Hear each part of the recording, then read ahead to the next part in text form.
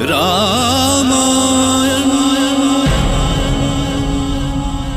मैं काल हूं। श्री राम के धनुष भंग करने और सीता का स्वयंवर सफल होने की खुशी में पूरा जनकपुर उत्सव मना रहा था।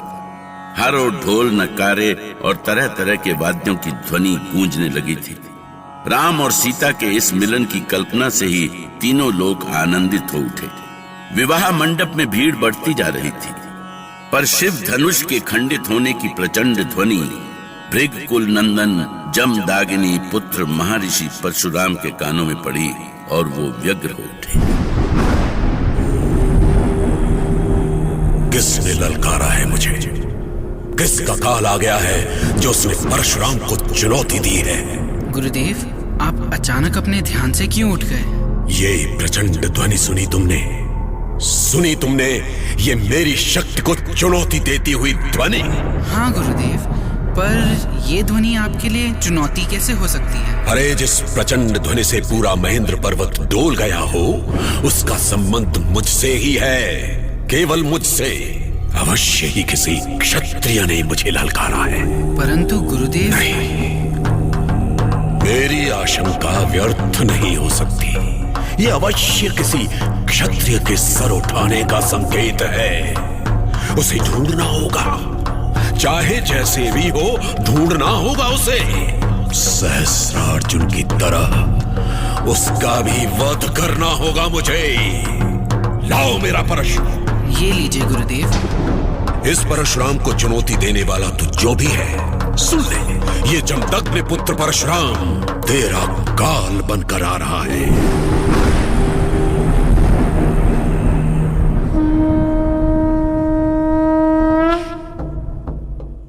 राम और लक्ष्मण, धनुष यज्ञ पूर्ण हो चुका है, किंतु अब भी एक यज्ञ शेष है। कौन सा यज्ञ गुरुदेव? क्या कहीं और स्वयंवर का आयोजन होने वाला है? नहीं लक्ष्मण, वो यज्ञ यहीं संपन्न होगा।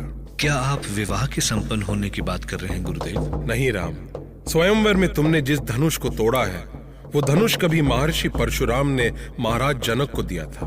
उस धनुष के भंग होने की सूचना पाकर महर्षि परशुराम यहाँ अवश्य आएंगे।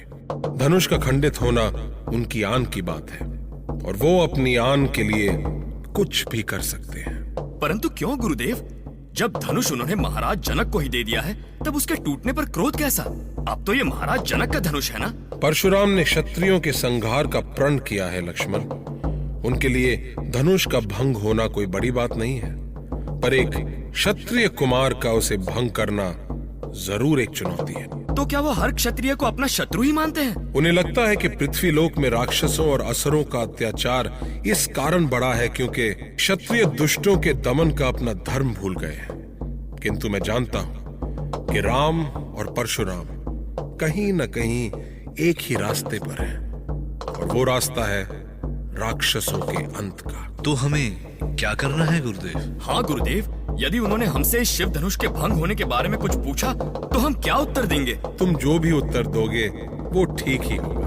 बस ध्यान रखना, उनका पहले से ही उबलता हुआ क्रोध और ना बढ़े। ठीक है गुरुदेव।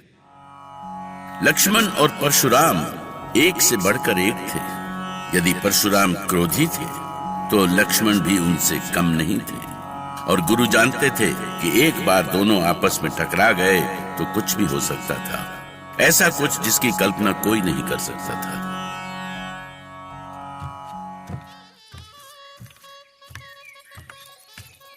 बेटी सीता, तुम यहाँ?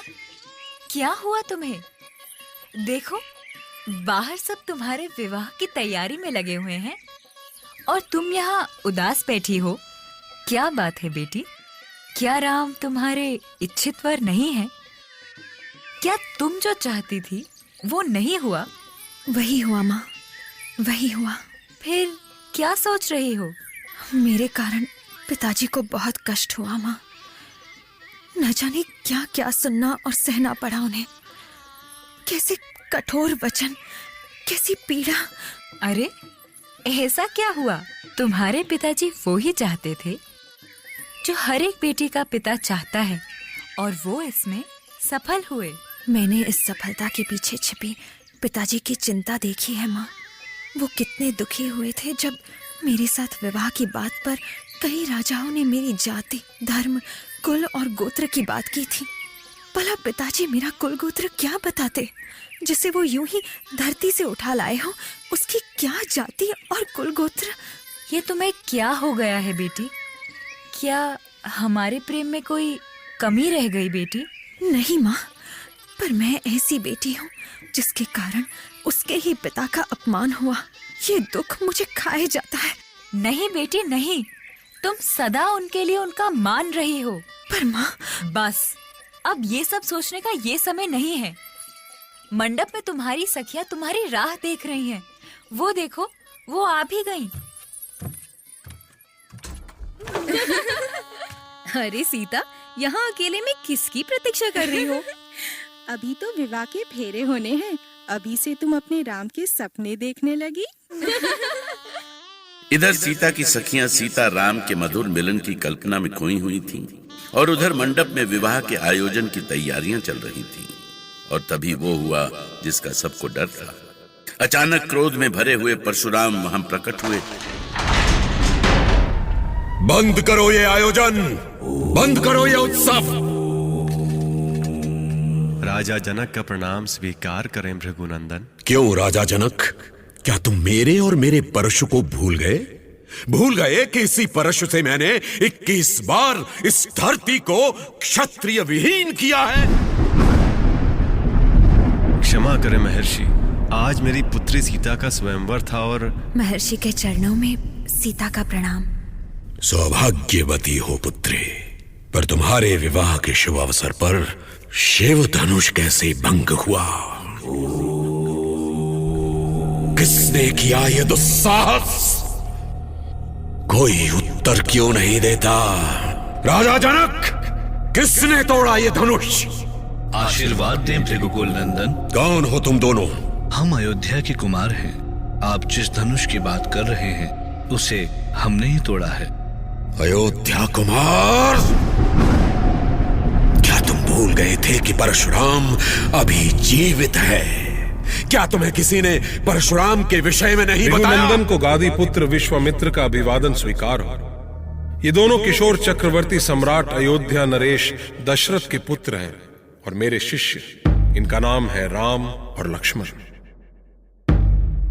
ये कोई भी हो, किसी भी महाराजा के पुत्र हो, कितने भी शक्तिशाली हो, इन्होंने भूल की है और इनकी इस भयानक भूल का एक ही दंड है और वो है मृत्युदंड। विश्वामित्र मन ही मन मना रहे थे कि लक्ष्मण और परशुराम का सामना न हो, क्योंकि उनके क्रोध का अर्थ था महाविनाश। इस महाविनाश को टालने के लिए वो स्वयं बीच में भी आए, पर वो जानते थे कि वो इस टकराव को बहुत देर तक नहीं रोक सकेंगे।